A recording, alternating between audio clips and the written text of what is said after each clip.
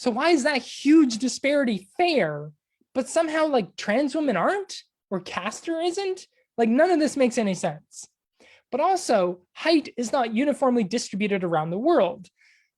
Dutch women are on average 8.5 inches taller than Indonesian women, and yet we let Dutch women compete internationally against Indonesian women, and we call that fair. Like, you can't coherently single out testosterone when something like height confers huge advantages.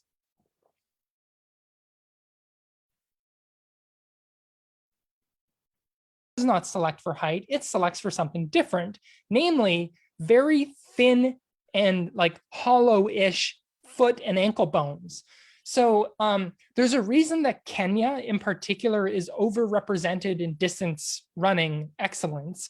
And it's because one particular tribe accounts for like a quarter of Kenya's elite athletes because they have a genetic mutation for very light ankles, because the physics of a swinging pendulum are such that you want the moment arm to be as light as possible.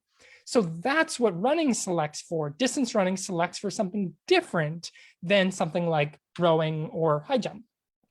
So what Cass said is that while a 10% difference in athletic performance certainly justifies having separate male and female categories, a 1% difference may not justify a separation between athletes in the female category, given the many other relevant variables that also legitimately affect athletic performance. And part of what I'm here to tell you is that the 10% difference doesn't justify male-female categories either, because that's bullshit. We accept way bigger advantages within a sex category than we are attributing between sex categories. Now, I'm not arguing for doing away with sex categories. We'll talk about it in question period. But the reasoning that they're using is very, very poor. So let's talk about testosterone, because in this Duty Chan case, the IAAF's own data set from 2 successive world championships, Moscow and Daegu, South Korea, where they looked at over 2,000 world championship level track and field athletes, and they tested their testosterone against their performances, and then they did a big study. I'm going to prove to you that testosterone regulations are neither necessary nor effective for fairness. So let's do some science. By the way, I do have a science background. I used to be a chemist once upon a time. So let's talk about testosterone. Now, it is an unfortunate cultural myth that we refer to testosterone as the male hormone and estrogen as the female hormone. But the thing is, everybody has both to different degrees. And there are some women with more testosterone than some men. And in fact, look at the range of male testosterone levels.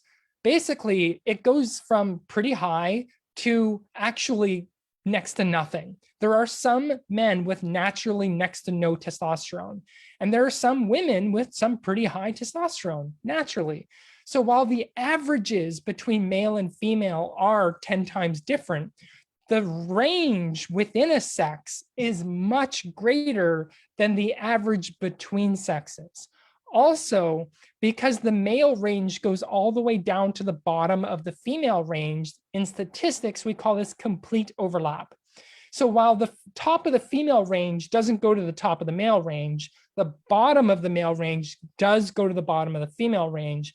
And that is true for all natural physical characteristics. This is just another study. It shows the same thing. The black male bars actually do go all the way down. And here is a data set on elite athletes from 693 athletes from a big data set. I actually got my hands on it. I just wrote one of the authors and said, hey, can I have the spreadsheet? He sent it to me, and I made this histogram of the testosterone values. So you can see that the male values go out over 40 nanomoles per liter, all the way down below the women's average. And that the women go, so the male average is 15 to 20. You can see that there are some women out here around or over 30. Okay, again, the range of women's testosterone values and the range of male testosterone values is greater than the difference between averages of the sexes. So let's zoom in because the current IOC policy is at 10 animals per liter. So let's zoom into that. In this data set, a quarter of the elite male athlete samples were naturally already below that cutoff.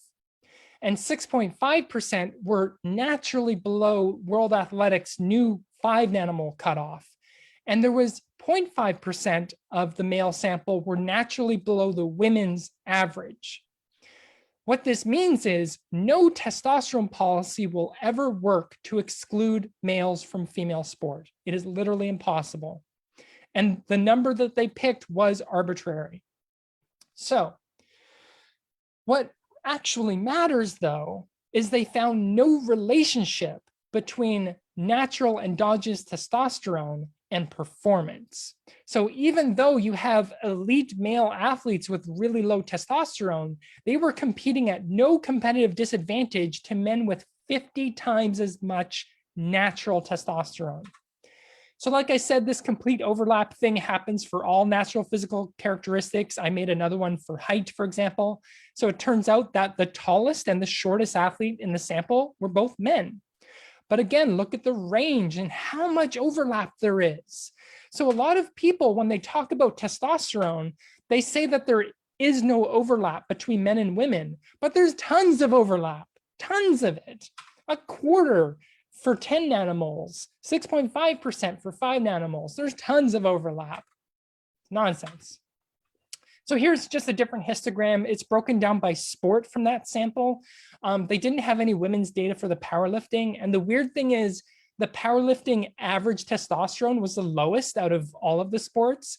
But notice how many of the blue dots are naturally below the 10 nanomole line, how many are naturally below the 5 nanomole line, and how many of the purple dots are naturally above the 10 nanomole line, okay? It is not as simple as men have more testosterone than women. Now let's talk about the IAAF's data. So this is from their 2017 paper. This is the graph they show you. Now, I want you to tell me which events there was an advantage for having higher testosterone than lower.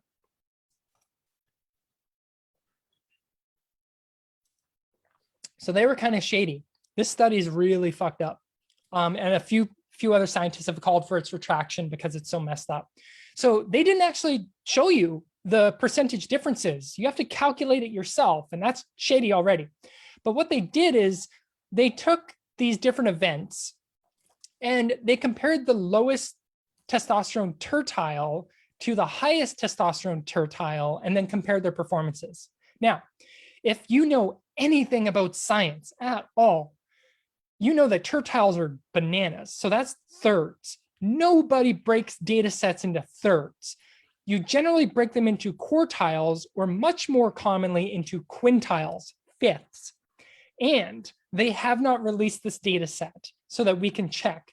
And when I was in Switzerland at the IOC, I asked someone who works for the IOC on the condition of anonymity, who has seen the data set. I asked him, if you run this data set with quintiles, does the effect go away? And he said yes. And that is a thing called p-hacking, and that is basically scientific malpractice. So here are the percentage differences between thirds of performances from their own data. So you would think that the power sports like sprinting 100 and 200 meters would have an advantage for higher testosterone, but they found a disadvantage. And then suddenly for 400 meters and 800 meters, you see an advantage.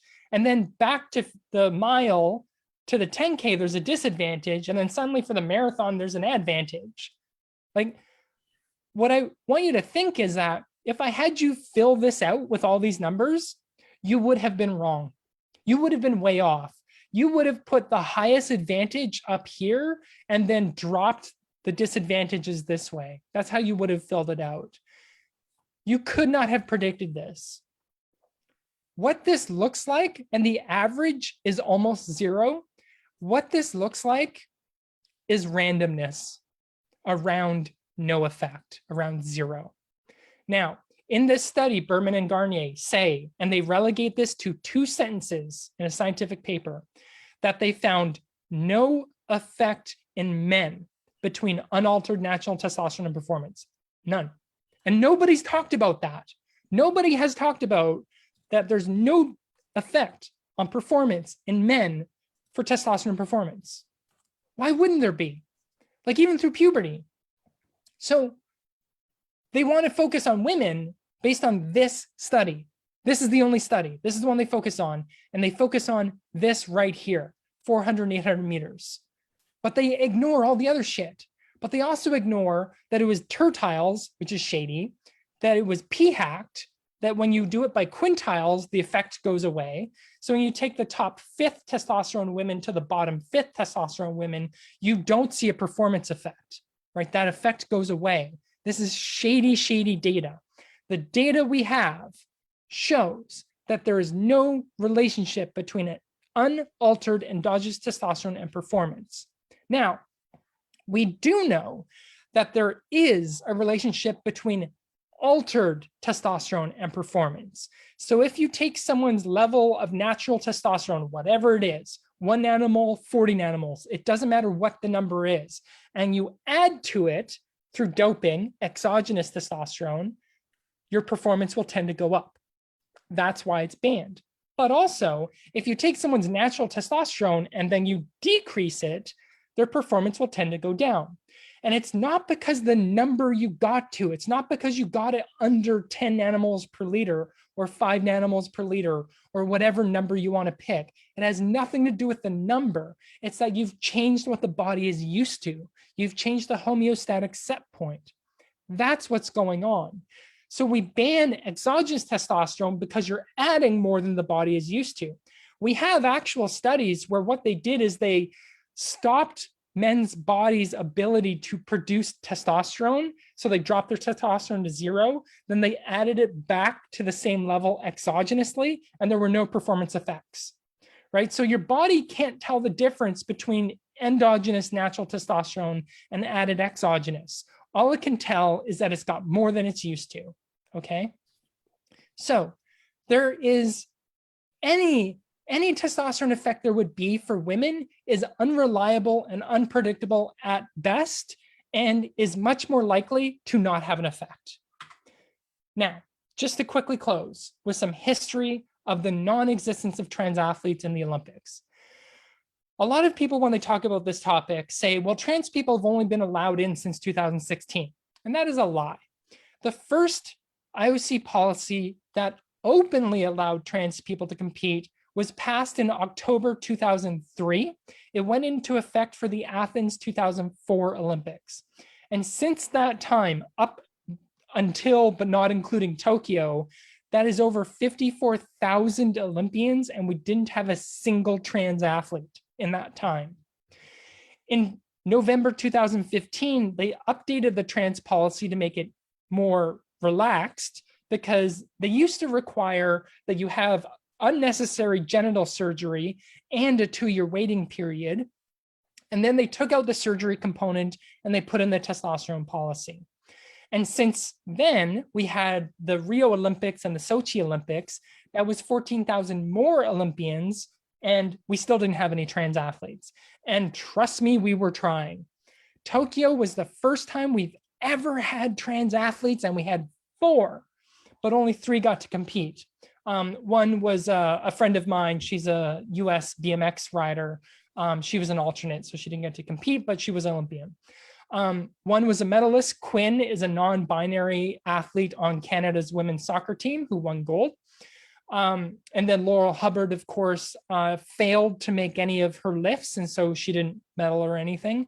And then the fourth was, I believe, Tiffany Abreu, a volleyball player from Brazil, and I don't think she medaled.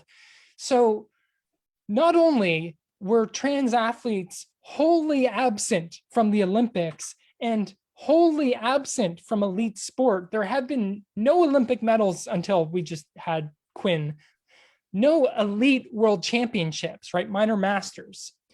No elite world records by trans athletes